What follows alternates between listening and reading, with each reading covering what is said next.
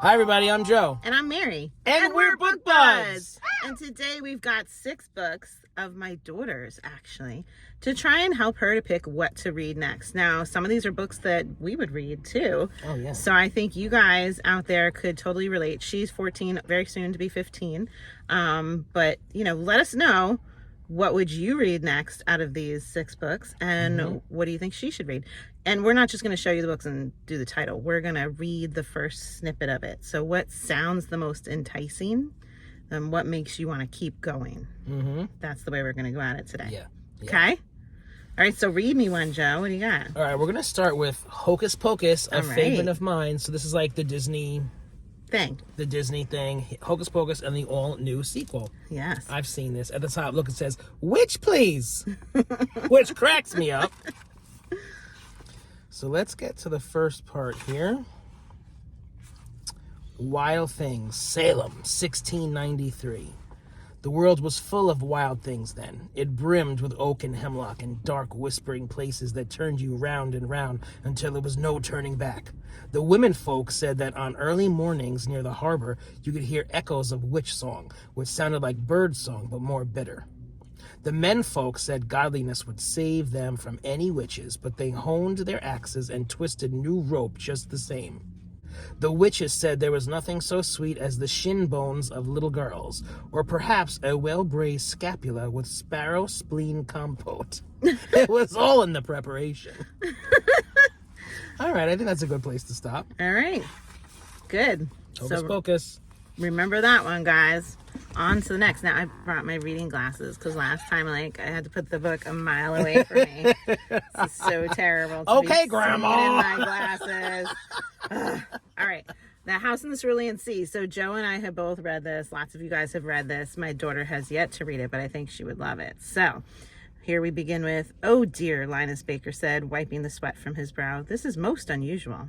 That was an understatement. He watched in rapt wonder as an 11-year-old named Daisy levitated blocks of wood high above her head. The block spun in slow, concentric circles. Daisy frowned in concentration. The tip of her tongue stuck out between her teeth. It went on for a good minute before the blocks slowly lowered to the floor. Her level of control was astounding. "I see," Linus said, furiously scribbling on his pad of paper. They were in the master's office, a tidy room with government-issued brown carpet and old furniture. I love Linus Baker. I know. So good. I hear it and I'm like, I love this story, so I want her to read it. That sounds like a great opening. Yeah, so we're just thinking about the opening and how, readable it is. Do we want to keep going? She's levitating block. Come on. That's great. All right, next one. Okay, this is on my list too. Shadow and Bone by Lee Bardugo. This is a good one. All right, let's see what the first paragraph sounds like.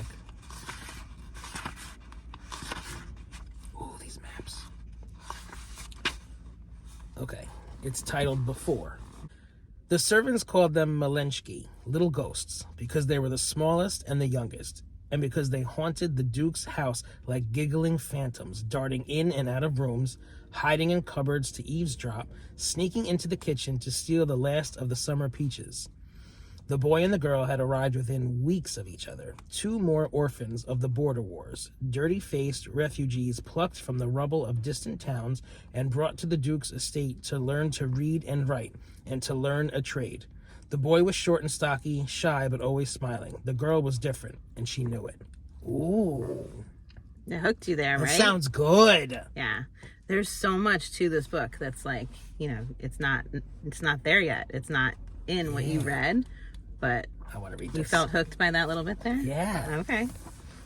Good. Okay. My next one is called The 57 Bus. This is by Dashka Slater. I should show it. Sorry. What is this? It won an award? Stonewall Book Award. Okay. Yeah. Whenever I see a sticker, I want to rip it off, but I'm not touching her books. This will not go over well. They have to come home in perfect order. Okay, so just author's note. It says this is a true story, but I'm not going to get into all that. Okay. Monday, November 4th, 2013. By 4:30 in the afternoon, the first mad rush of after-school passengers has come and gone. What's left are stragglers and stay-laters swiping their bus passes as they climb onto the 57 bus and take seats among the coming home workers, the shoppers, and errand-doers, the other students from high schools and middle schools around the city. The bus is loud, but not as loud as sometimes. A few clusters of kids are shouting and laughing, and an older woman at the front keeps talking to the driver.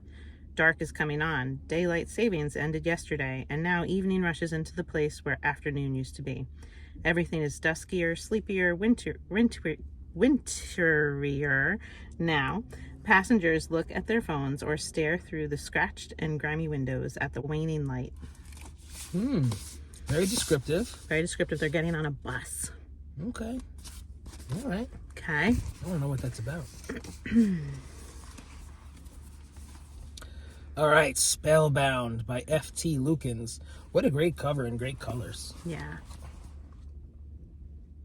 Okay. I like that. To anyone who feels like they don't quite fit, maybe it's time to break the mold. Break it! Love it.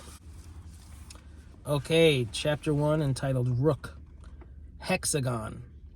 The name didn't quite inspire visions of magical greatness. It was a pun. A bad one, but funnily apt for a local emergency on-call cursebreaker.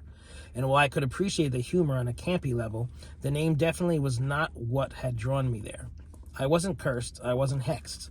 I wasn't in need of a magical service, but I stood outside the nondescript office front that had the name emblazoned in simple white letters across the glass door, and a consortium-sanctioned certificate tucked into the corner of the window. A wilted potted plant leaned mournfully toward a sliver of sunlight on the other side, and beyond that, the lights were dimmed, making it difficult to see anything other than the reception area.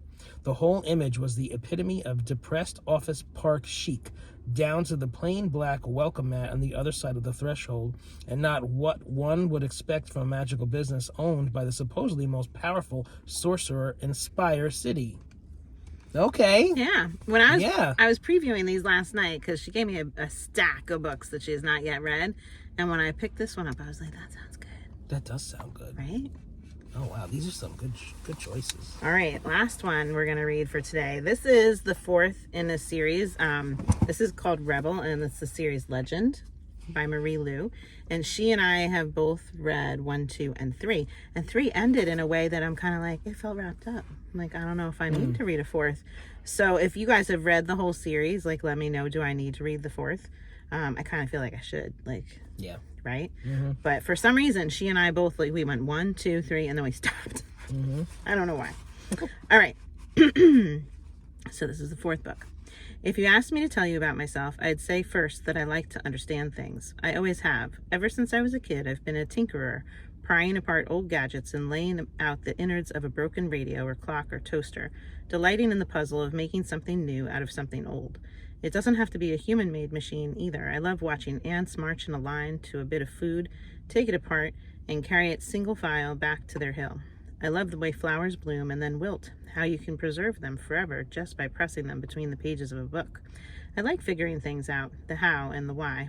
My mother once called me her little alchemist, told me she believed I could turn rust into gold, and that I would ramble on about every little detail that makes up something until I ran out of breath. I skipped the last few semesters at my high school to become one of the best students at Ross University of the Sciences, the top-ranked college in the world, and I'm about to graduate with an advanced degree after 7 years, which should have taken 10. Rebel. Okay. Joe's unimpressed. It didn't have anything to, like, hook you. Yeah, it's hard, yeah. Yeah, and I don't know which character they're talking about right now. If I think about it, maybe I do. But, yeah. I don't know, guys. So what do you think? A couple questions. So if you've read the Legend series, do we continue on to read this fourth book? And then out of these 6, what do you think my daughter should read next? What's like an absolute gotta read? We'll recap. We had House in the Cerulean Sea, Shadow and Bone, 57 Bus, Rabble, Spellbound, and Hocus Pocus. What do you think? Maybe we should pick one from each of our stacks and then deliberate. Well, I was gonna pick that one that you're holding. Oh, okay. So you're okay. Yeah. So your pick is this one. I think so. Yeah. Okay. What would you pick? Cool. Probably Shadow and Bone. Yeah. Yeah, that sounded really good to me. It is a good book. It's a good opening. Yeah. Yeah. So let us know in the comments, guys, what should come next. Have you read it, or are you just going with the vibe of how it sounded? We're going with the vibe.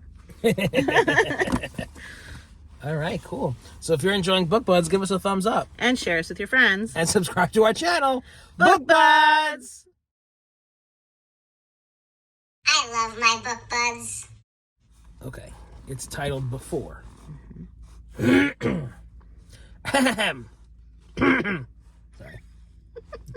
Two of those were real. The servants called them Malinchki. See, if once you get to a word you can't say, I'm like, no, I'm not going to read it. But I did love this book. Malinchki? I don't know. She has some fancy words on this. All right, so the servants called them Malinchki, little ghosts, because they were the smallest and the youngest, and because they hunted. They don't hunt, they haunt, you idiot. What ghost hunts? I mean, I guess they could. Jesus.